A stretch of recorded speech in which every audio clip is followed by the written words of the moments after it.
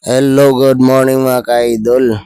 What's up? Andito po tayo ngayon sa Ipil, Zamboanga, Sibugay mga ka-idol.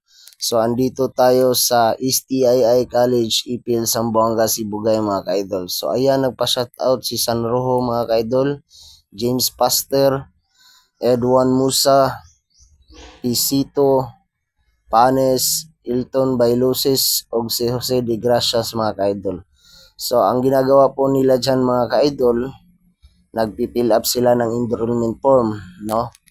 Ini-enroll namin yung review to mga ka-idol kasi batch October yan kami mga ka-idol. So, gagraduate kami ngayong October.